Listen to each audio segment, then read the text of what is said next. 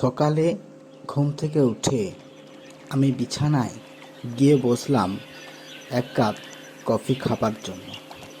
ঠিক কফিটা তুলে মুখে দিয়েছি, এমন সময় দরজায় কে যেন নক করল। আমি ভাবলাম, এই অসময়ে কে আবার নক করলো এত সকালে? আমি ঠিক করে উঠতে পারছিলাম না, কে নক করলো। যাক, দরজার দিকে যেয়ে দেখা যাক। আমি দরজার দিকে এগোতে লাগলাম। দরজায় গিয়ে দেখি এক ভদ্রলোক দাঁড়িয়ে আছে একটা চিঠি হাতে নিয়ে। আমি চিঠিটা তার কাছ থেকে নিলাম।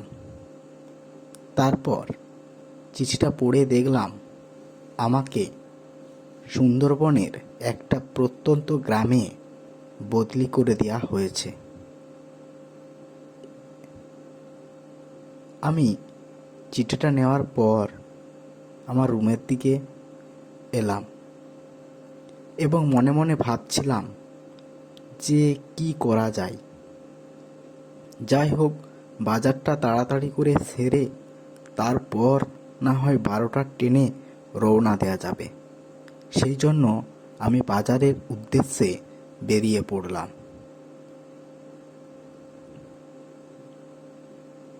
বাজার অবশ্য আমার বাড়ি থেকে খুব একটা দূরত্বে নয়।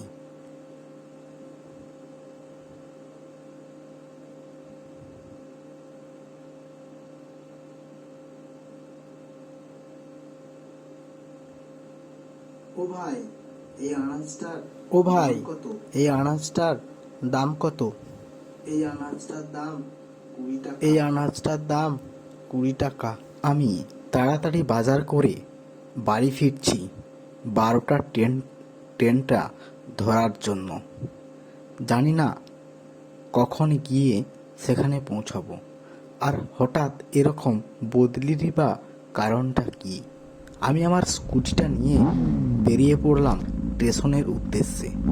আর যেতে যেতে ভাবছি যে নিশ্চয়ই সেইখানে পৌঁছাতে আমার রাত্রি হয়ে যাবে। কি হবে ভেবে উঠতে পারছিলাম না। দেখা যাক। আমি স্টেশনে এসে দাঁড়িয়ে আছি, এমন সময় ট্রেন এলো।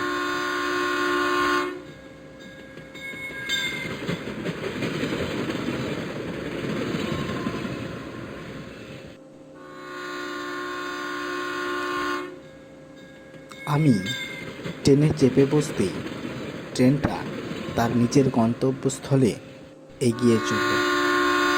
আমি সেই গ্রামের স্টেশনে নেমে দাঁড়িয়ে আছি। অবশ্য একজনের আসার কথা আছে, জানি না সে কখন এসে পৌঁছাবে।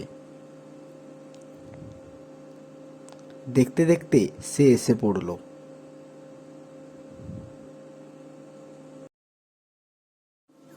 চলুন বাবু, আমি আপনার অপেক্ষাতেই এখানে দাঁড়িয়ে আছি, আপনি চলুন।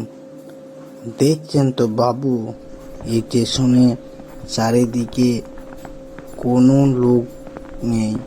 পুরো স্টেশনটা একেবারে জনশূন্য।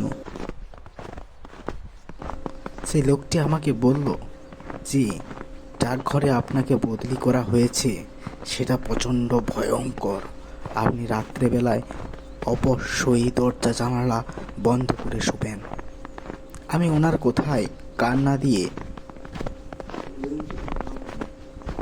ওই যে বাবু, দূরে ওই বাড়িটা দেখছেন, ওইটাই আমাদের গ্রামের ডাকঘর বাবু। যান, আপনি চলে যান, আমি ওনার কথায় কান না দিয়ে আমি বাড়িটার দিকে এগিয়ে চললাম। অবশ্য ওনার কথাতে এটাই বোঝায় যে এই বাড়িটা একটা ভৌতিক বাড়ি। আমি খুব ক্লান্ত ছিলাম বলে রাত্রে খুব তাড়াতাড়ি বিছানায় এসে ভাবছি যে ওই লোকটার কথাই যদি সত্যি হয় তাহলে আমি সারা রাতটা থাকবো কী করে। যাই হোক, সারাদিনের ক্লান্তিতে আমার ঘুম এসে গিয়েছিল, কিন্তু জানি না কিসের একটা শব্দে আমার মাঝ রাতেই ঘুমটা ভেঙে গেল। আমি আমি পাশের দিকে তাকিয়ে দেখছি একটা কঙ্কাল কঙ্কাল আমার বিছানার পাশে শুয়ে আছে। আমি তড়িঘড়ি করে বিছানার উপর উঠে বসলাম। আমি তখন দিকবিদিক জ্ঞান শূন্য। আমি কি করব বুঝে উঠতে পারছিলাম না। আমি দ্রুত ওই ঘর থেকে বেরিয়ে এলাম এবং এবং যত তাড়াতাড়ি সম্ভব সেই জায়গাটার থেকে দৌড়ে আমি বেরোতে যাচ্ছি। আমি ছুটে চলেছি গ্রামের দিকে। আমি জানি একটু মাত্র গেলে আমি একটা গ্রাম পাবো। আমি গ্রামের দিকে ছুটে চলেছি, কিন্তু কিন্তু জানি না কিসের একটা ধাক্কায় আমি মাটিতে পড়ে গেলাম। তারপর থেকে আমি আর কিছুই বুঝতে পারছিলাম না। যখন সকাল হলো তখন আমার জ্ঞান ফিরল এবং তাকিয়ে দেখলাম আমার চারিপাশে 2-4 জন দাঁড়িয়ে আছে। তাদেরকে বলতেই তারা বলে উঠল, চলুন বাবু। আপনি যে ডাকঘরটায় ছিলেন সেটা পুরাতন ডাকঘর। আমি বললাম, তাহলে বিশুবাবু যে আমাকে ওই ডাকঘরটা দেখিয়ে দিল? তারা বলল, বিশুবাবু তো বহুদিন আগেই মারা গেছে। আমি চমকে উঠলাম। তাহলে বললাম, কাল রাত্রি যে ছিল সে কে?